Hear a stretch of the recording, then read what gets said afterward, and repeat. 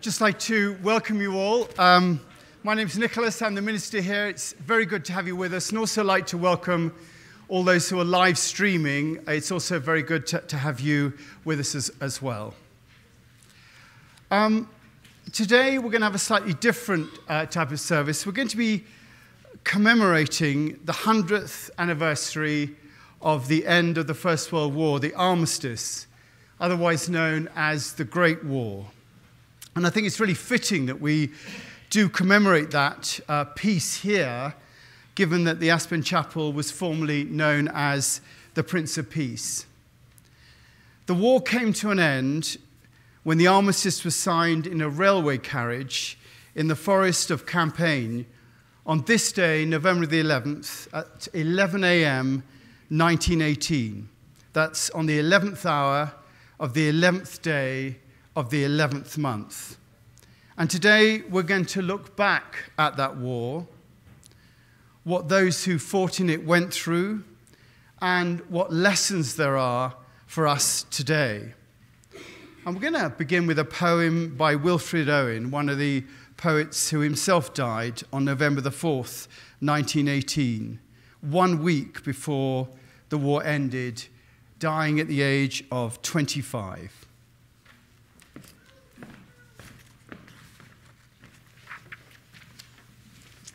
Anthem for Doomed Youth by Wilfred Owen.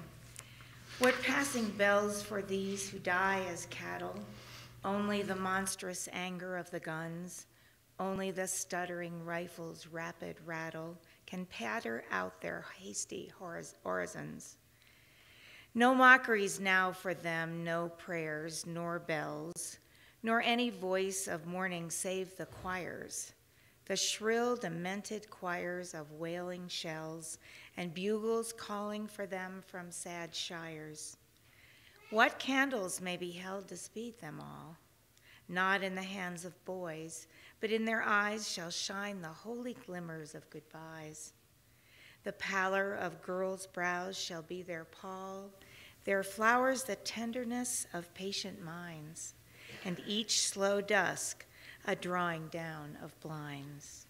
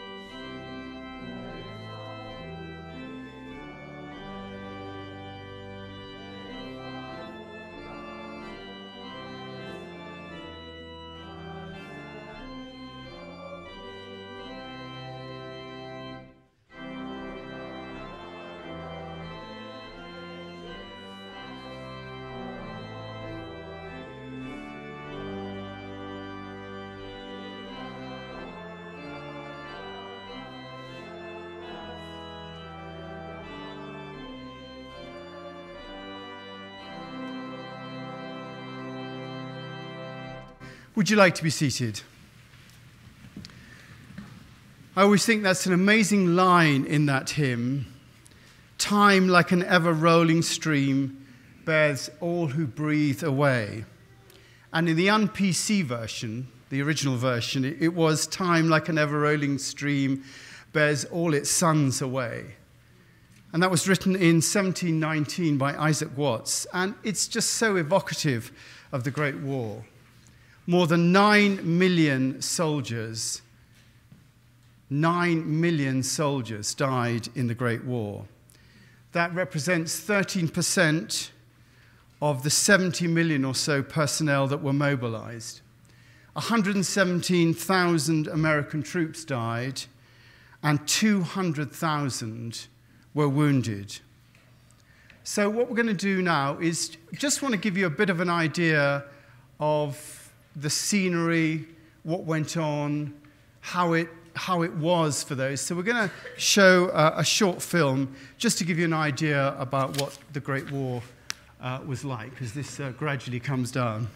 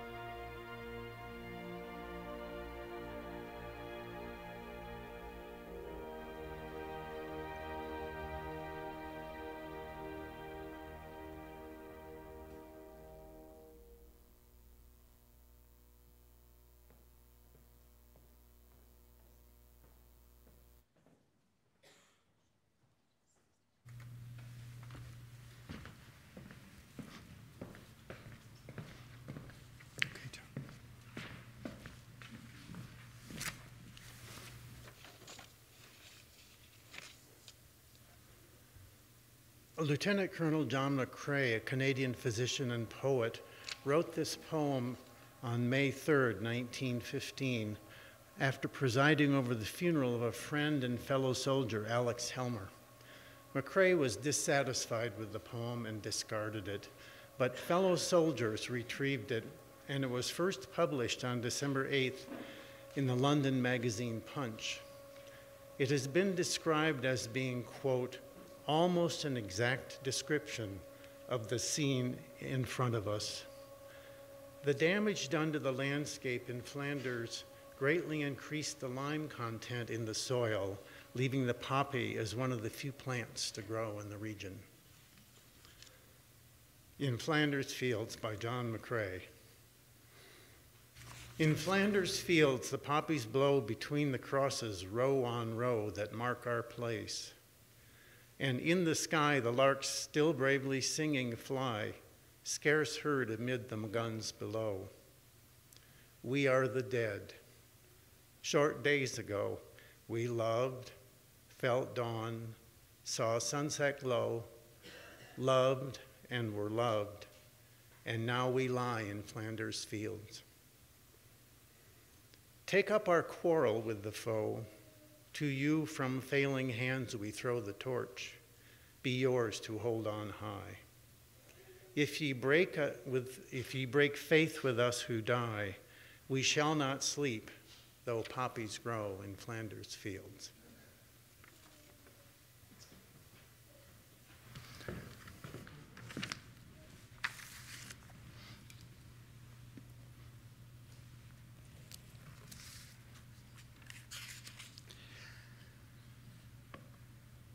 It always brings to mind that famous quote from George Santayana, the philosopher.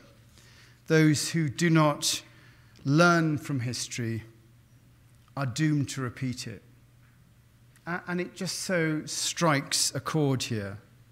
This was supposed to be the war to end all wars. And yet all of us can list off so many wars that have happened since this one, including, of course, the Second World War. And, it makes me ask myself, what is it going to take for us to realize that war is simply not an appropriate response to the problems of world politics?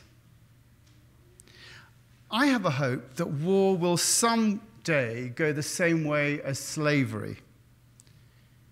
We've not completely abolished slavery yet, and its impact is still felt around the world. And yet there's a general understanding that slavery is an anathema in the modern world.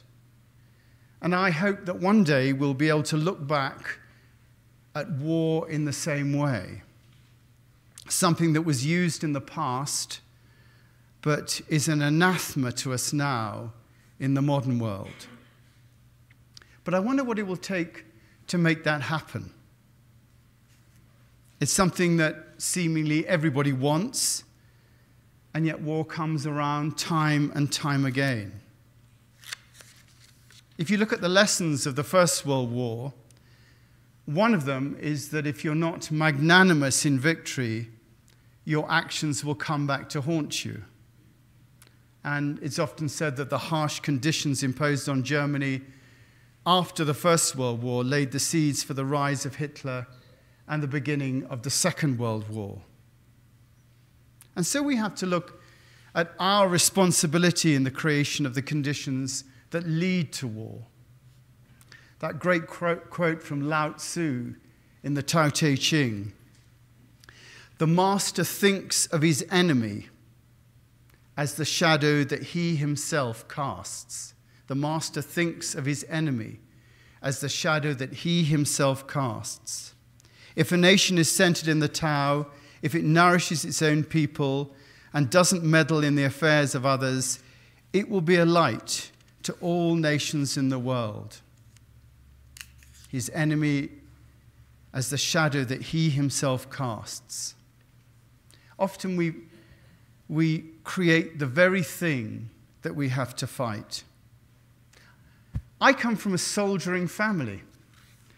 My grandfather, General Sir Ivo Lucius Beresford Vesey, fought in the Boer. This is the unlucky generation. He fought in the Boer War, the First World War, and the Second World War. My grandfather, the other grandfather, Brigadier General Wilfred Algernon Ebsworth, fought and was badly wounded in the trenches. My father was in Africa in the First World War and was wounded there. My uncle and my mother were both in military intelligence, and I went to Wellington College, which is a school for the sons of army officers and to create more officers. However, something must have gone wrong, because here I am, and I'm not in the army. What's it going to take for us to get the point that war is not considered an option? Well, obviously, it's all about the evolution of consciousness. Now, in most Sunday schools that you go to in churches around the world, you can bet your life to any question that the Sunday school teacher will ask, the answer will be Jesus. You can't go wrong if you just give that answer. And here, in the Aspen Chapel, pretty much the answer to any question that I might ask is always, the answer is always the evolution of consciousness. And really, the thing is that here I think it is the answer. If you look at the way that society is developed, it's all about a gradual understanding that such and such is the right way and such is not the right way. And you can look at the growth of understanding around race, around gender, around slavery, around education, around health. And throughout history, there's been a growing awareness as civilization develops. There's been an evolution of the social consciousness as to what the right way of behaving is. And we gradually become to understand what's right. This collective consciousness, this becoming aware of our responsibilities to a greater community. When a community is identified in terms of family, ethnicity, country, or any other partial construct, there's always the possibility of conflict. When a community identifies itself in terms of family, ethnicity, country, or any partial construct, there's always a possibility of conflict. But when a community is experienced as a whole, there is no need for conflict. After the First World War, the victors wanted to punish the vanquished, and the Second World War came along because of that. For war to be abolished, we have to be willing to experience our community as the world. We have to experience our community as the world, that every nation is a part of that community, and that for one part to succeed, we all succeed, and for one part to fail, we all fail. In fact, the community is actually even bigger than that. In reality, the universe is our community, and to experience ourselves as a part of that whole is truly the beginning of peace in our world. That's not to say there won't be arguments and negotiations, just that killing over these arguments and negotiations will not be seen as a part of a civilized society. And we have that today, in most of our nations. In most of our nations, the rule of law exists. People work around that as they negotiate their way through life.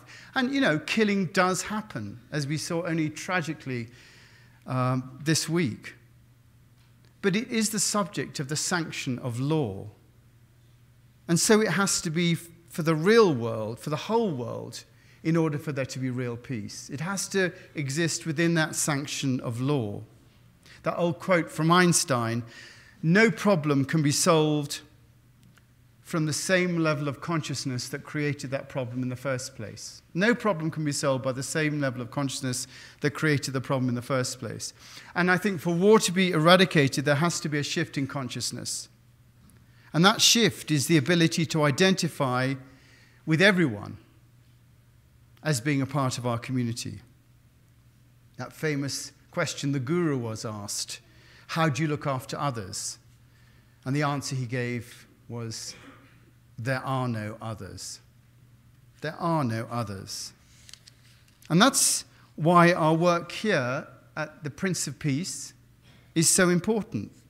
It's an attempt to live at that level of consciousness and to develop our ability to communicate that level of consciousness to others.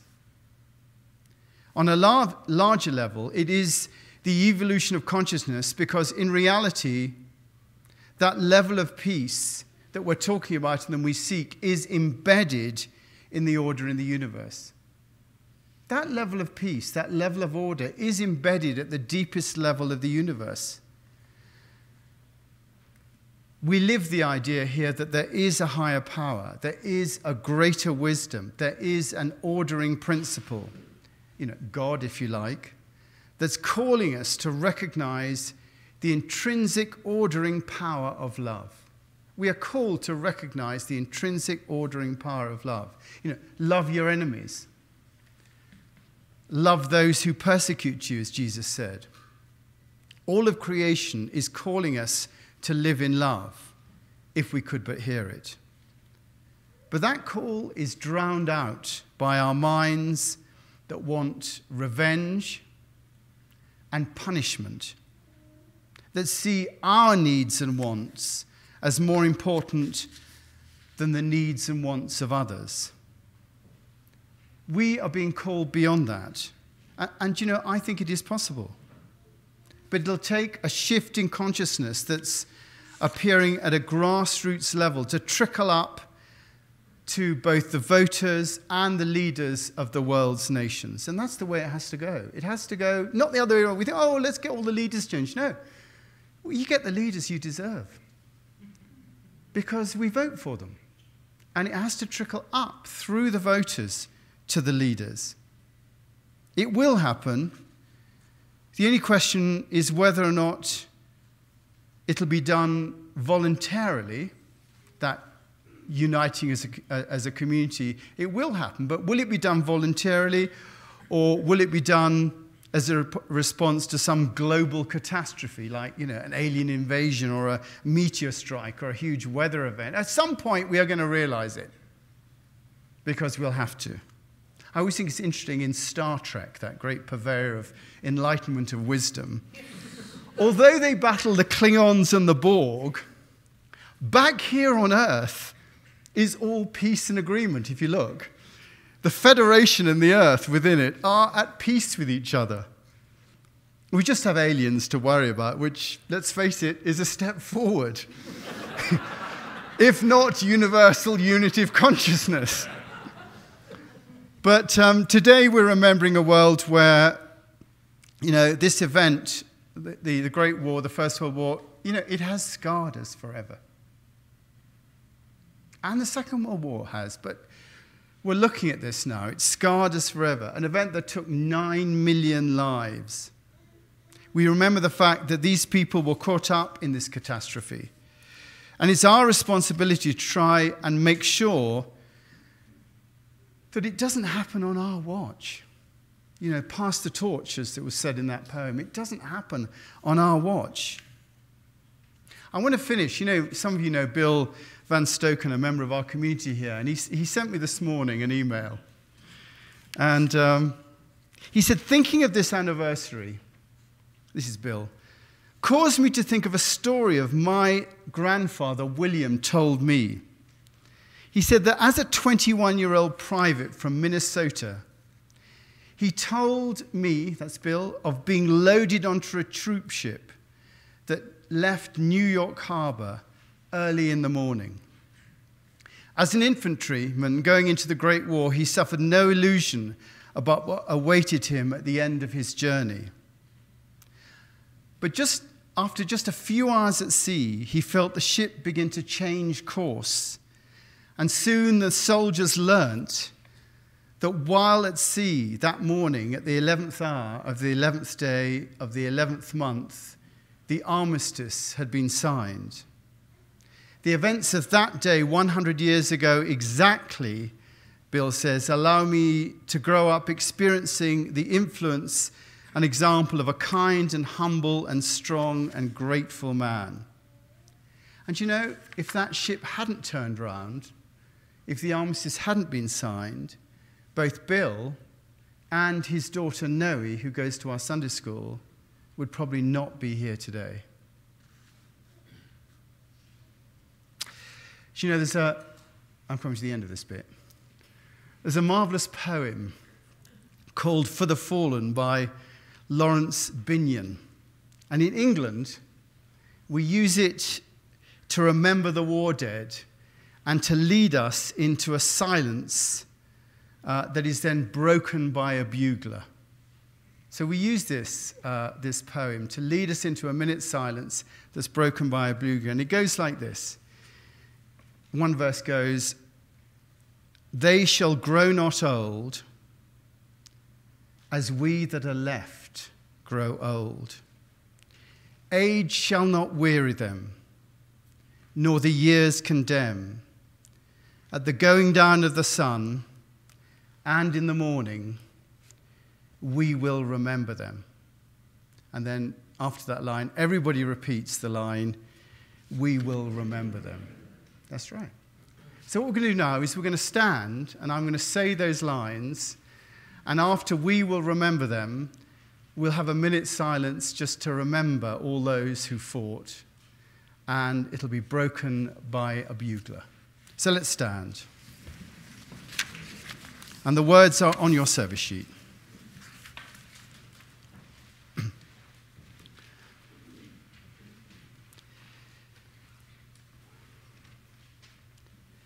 They shall grow not old, as we that are left grow old.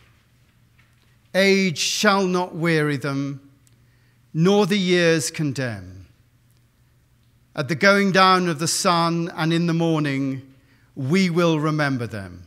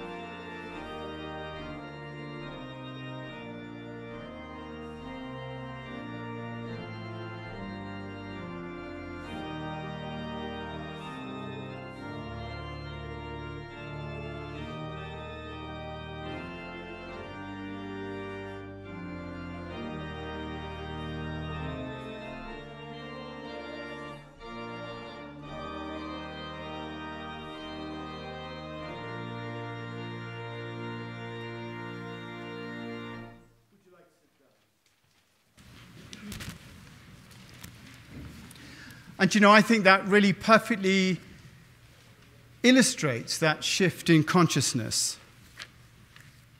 Not that our country is anything less. I vow to thee, my country, all earthly things above, entire and whole and perfect, the service of my love. The love that asks no questions, the love that stands the test, that lays upon the altar the dearest and the best. The love that never falters, that love that pays the price, that love that makes undaunted the final sacrifice. And then it goes on just to talk about something further. And there is another country I've heard of long ago, most dear to them that love her, most great to them that know. We may not count her armies, we may not see her king. Her fortress is a faithful heart, her pride is suffering. And soul by soul, and silently, her shining bounds increase, and her ways are ways of gentleness, and all her paths are peace. The idea of a greater idea than just what we want for ourselves and for our own. And Heather's just going to come and read just that famous reading now from Isaiah.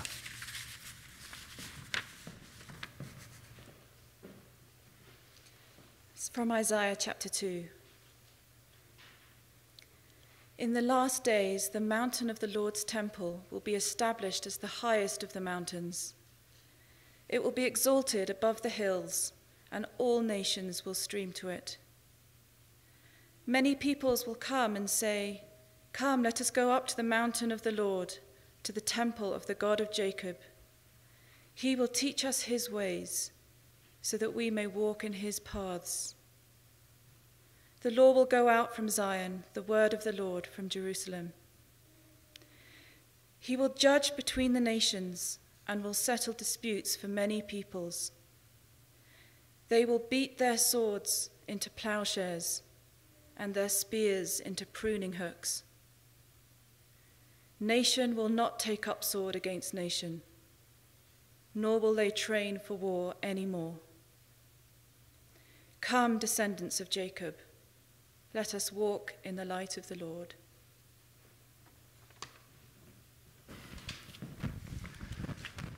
Thank you. And if you have any thought about prophecy, there is a prophecy that is waiting to come about. And it's there written down, and we hold on to that, each generation. And it's our turn, really, to hold on to that. We're going to have our offertory now. Just pass the plate round. We're going to hear some lovely music while you do that. And please do just give generously so that we can continue the work that we do. Thank you.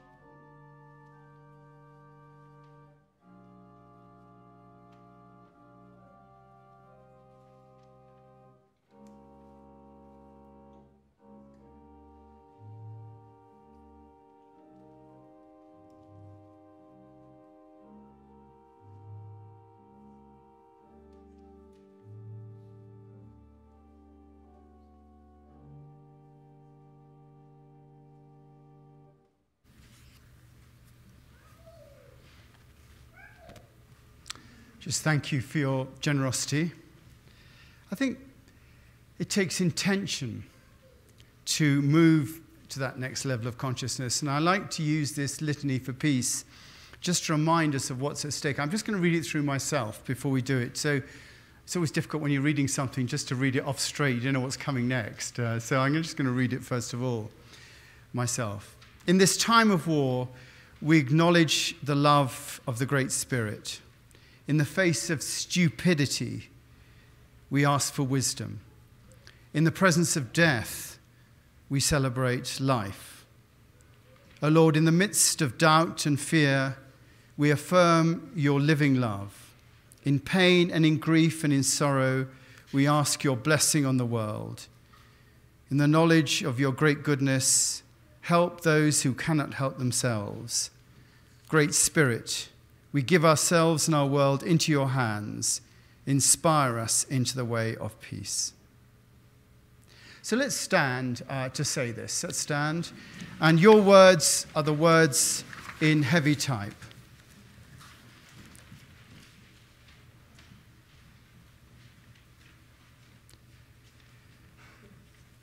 In this time of war, we acknowledge the love of the Great Spirit.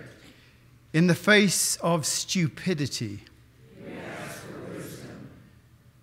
in the presence of death, We celebrate life. O Lord, in the midst of doubt and fear, We affirm your living love.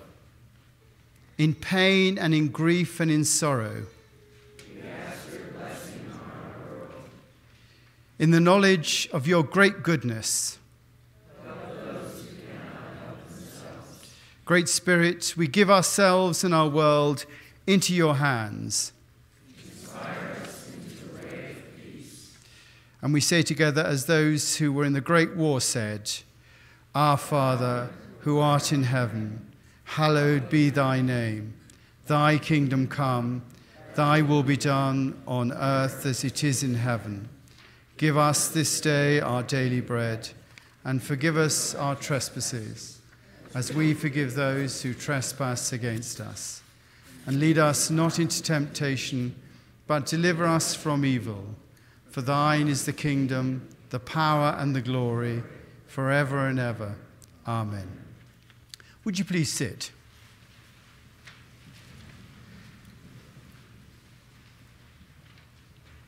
Like those other poems, I think it's important to hear the words of those that suffered and their complaint at where they were led and how they were led. And this still applies today. This short poem by Siegfried Sassoon, who fought in the war and survived, dying in 1967 at the age of 1. It's called The General.